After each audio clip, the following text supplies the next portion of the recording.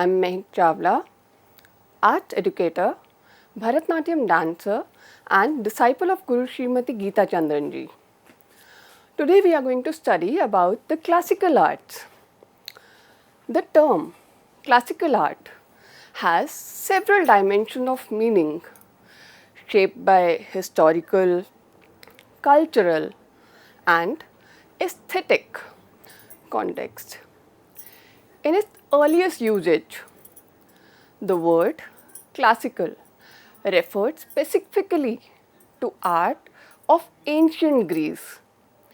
During the 4th and 5th centuries BCE, Greek civilization produced drama, sculpture, painting and literature that were considered benchmarks of excellence. These works were marked by balance, proportion and idealism, and thus came to represent the ideals of classical art. Over time, however, the scope of the term widened to include other periods in Western art history that reflected similar qualities of refinement, harmony and universality. In the modern sense, the word classical is not limited to a particular historical era. Instead, it is often used to describe a style of art characterized by perfection of form, discipline of structure, and an emphasis on harmony and unity. Classical works, whether in literature, sculpture, painting, music or dance, are generally representational, yet they also embody an idealistic vision of life and beauty.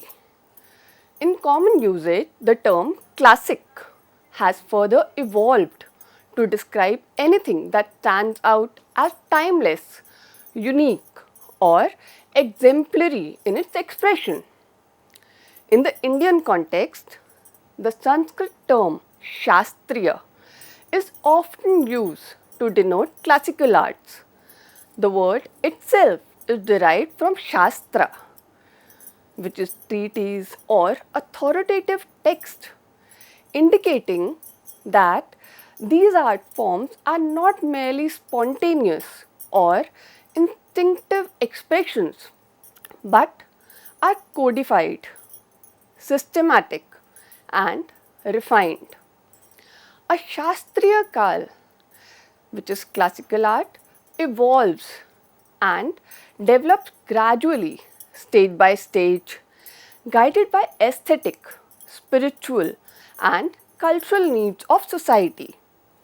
Unlike folk or popular arts, which are primarily community driven and passed on orally, classical art is rooted in codified principles set down in authoritative text and constantly refined through tradition.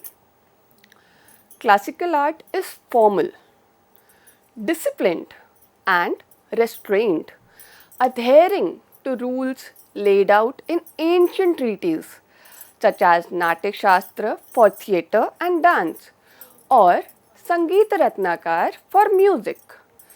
Competent practitioners and scholars from time to time evaluate the standards of excellence,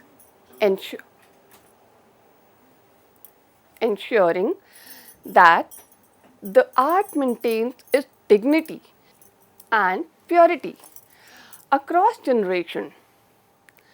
Works produced in this background are considered masterpieces not only because of their aesthetic beauty but also because of their adherence to the classical ideals of form, balance and expression. A significant feature of Indian classical arts in Guru Śiṣya is the Guru Śishya paramparā. In this system, the transmission of knowledge is not merely technical but holistic. A guru imparts not just the techniques of the art but also the discipline, values, and philosophy underlying it. The tradition often demands years of devotion and practice, with the ultimate goal being not only technical mastery but also spiritual refinement and perfection of expression. The art of the Gupta period, which is from 4th to 6th century CE, is often considered a golden age and an outstanding example of classical phase of Indian art. The refinement and grace of Gupta sculpture and painting reflect the same ideals of harmony and proportion found in classical Sanskrit literature of the period. This harmony between literature and visual culture represents the essence of Indian classical spirit. Indian scholars of early times also made a distinction between different categories of art. The refined and cultured form of expression was termed Samskriti, while the rustic or natural forms were referred to as Prakriti. This classification also extended into performance arts, where the Margi tradition, which is the path of classical, universal or codified, was distinguished from Desi tradition, which is regional, local or folk. Thus, while both folk and classical arts are integral to India's culture, classical arts embody a higher level of codification, sophistication and universality. At its core, classical art, whether in sculpture, dance, music, drama or painting, represents the highest ideals of human creativity. It is not merely art of entertainment, but a profound medium of communication, aiming to refine human emotions, cultivate taste, and elevate both the artist and the audience towards a sense of universal and eternal. Now, let us study about the history of dance. What was the history of dance in India? So, it is no longer a matter of conjecture. It is a fact and reality which pervades all parts of India and extends from the earliest levels of civilization to present day. This mass and volume of material is so extensive that it has been impossible for scholars to bring it together in one single totality. Besides, the art has permeated into all other art forms ranging from poetry and literature to architecture, sculpture and painting, and naturally to music and theatre. The antiquity, vastness and the multiple facets of the art make it impossible to make a total conclusive statement. Nevertheless, through the single distinctive traditions in different parts of India, we can have a glimpse of the rich, strong and vibrant traditions of the art form from the earliest times. India's prehistory and proto-history also provide sufficient evidence of this fact. For example, there is a dancing girl from Mohenjo-daro and the broken torso of the Harappan period suggestive of a dance pose. There are beautiful metaphors and similes in the Ved based on the art of dance. The most beautiful of these are the descriptions of Usha, the dawn. Epithets of dance have been used for the gods Indra, Marut, Ashwin and the Apsaras.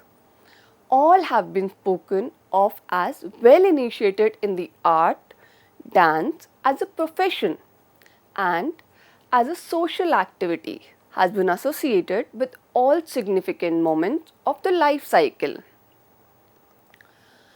You can see on your screen the dance panel, the sculpture of Ramappa temple of Palampet.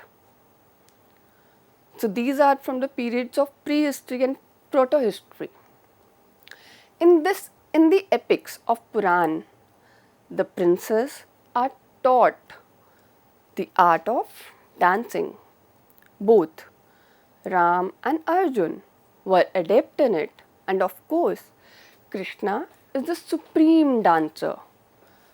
Only a flourishing tradition of performance could have enabled the writer of Nāṭyaśāstra to codify the theatrical art in his monumental work. Roughly speaking, we can divide the history of dance into 3 or 4 periods. The first period is prehistoric and proto-historic. The period comprises the evidence found in the cave paintings, engravings, the evidence of Mohenjo-daro and the Harappan civilization, and the literary evidence which can be had from the Ved, Upanishad and Brahman and the epics. You can see on your screen the sculpture of dancing girl of Mohenjo-daro, the Nati of Patliputra.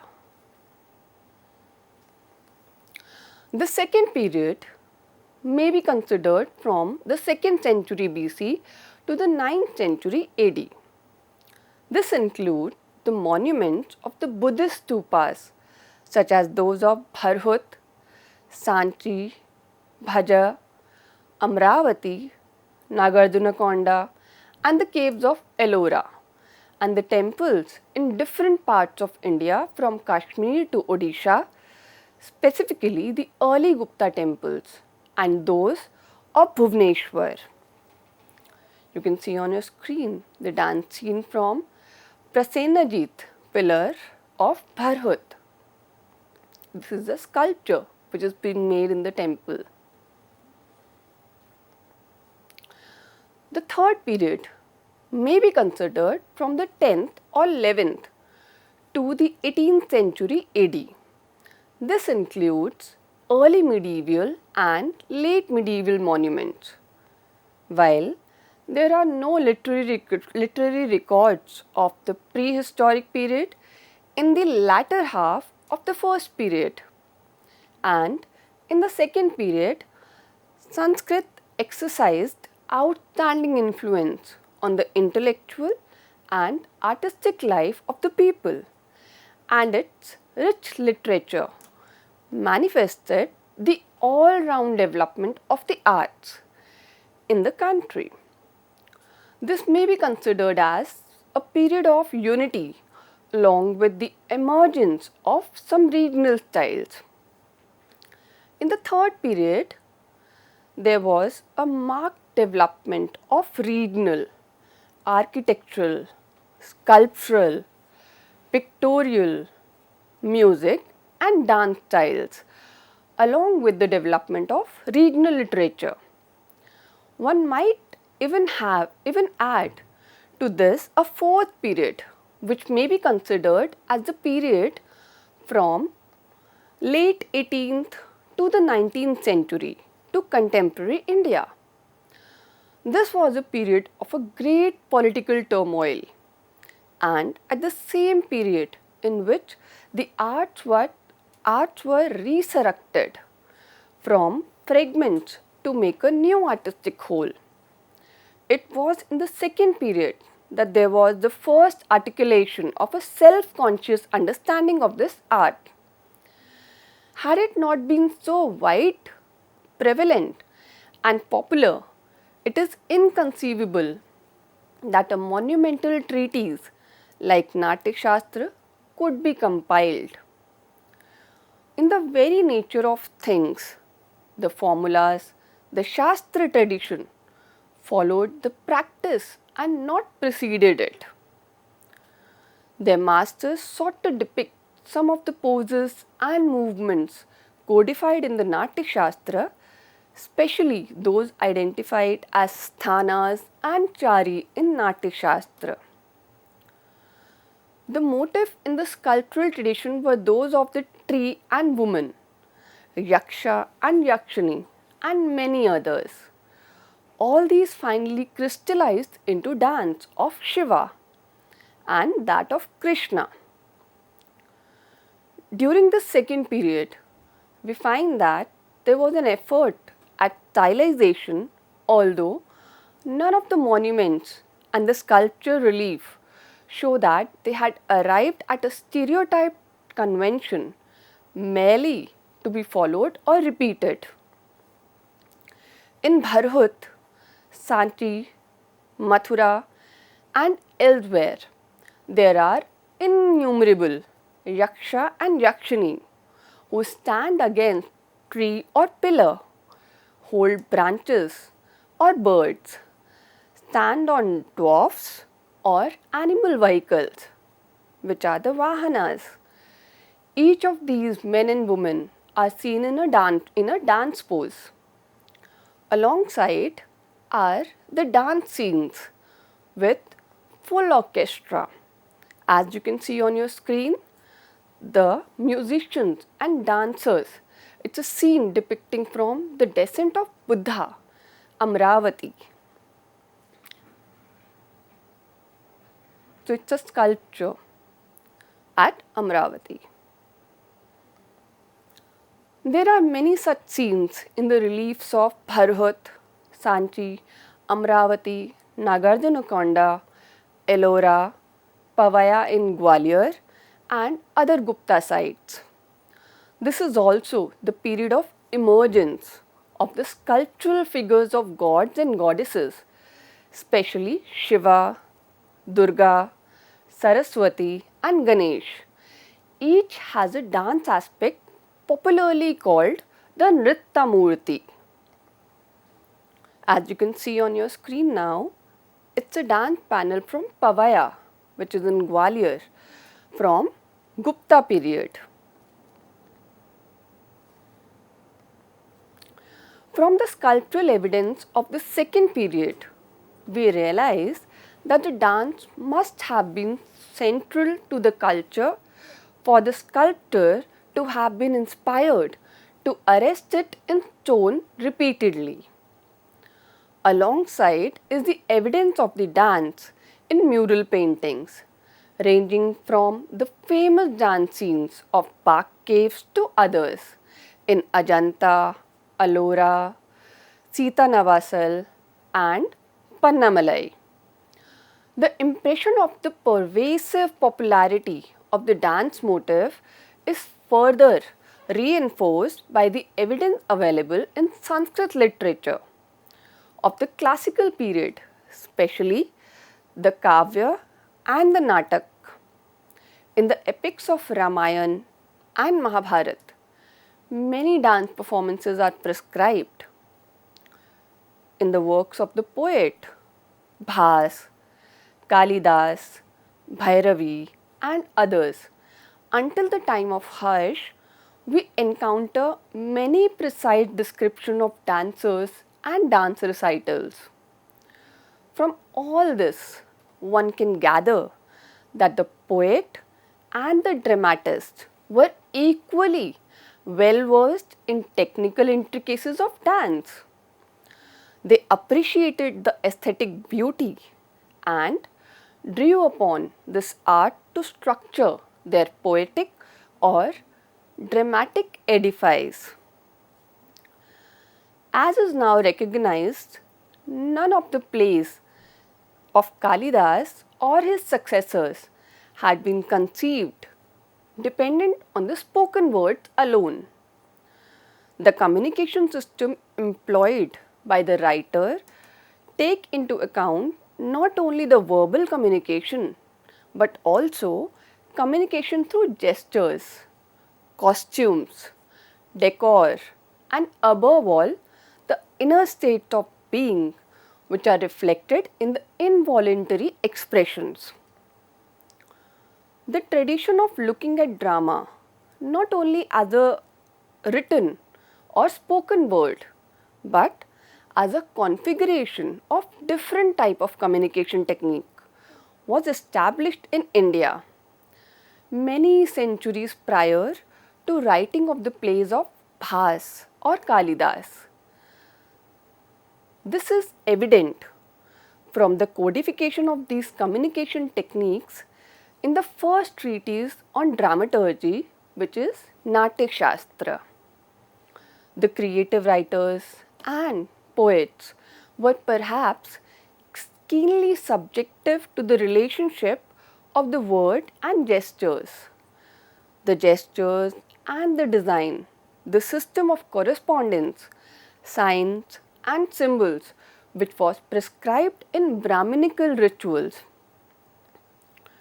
In course of time, this was taken over by the arts and used as a systematized methodology in the writing of drama to be presented on the stage. Kalidas and his successor, specifically Bhavabhuti and Harsh, all follow these techniques in writing their dramas. The presentation of Sanskrit plays on the stage is possible only if it is taken into account that movement constitutes an integral part of the communication methodologies. The perfect balance between the verbal, called the vachika, the kinetic or gesture, called angika, costume and decor, called aharya, and the involuntary state, called sattvika, make a harmonious whole. Later, some dramatists preferred to use only the verbal as the chief instrument of communication. Others depended more on music and song, yet others relied on movement, and there was a flowering out in different branches or in different directions dependent on the dominant tool of communication. From the Sanskrit Natak developed a new genre called Uparupak.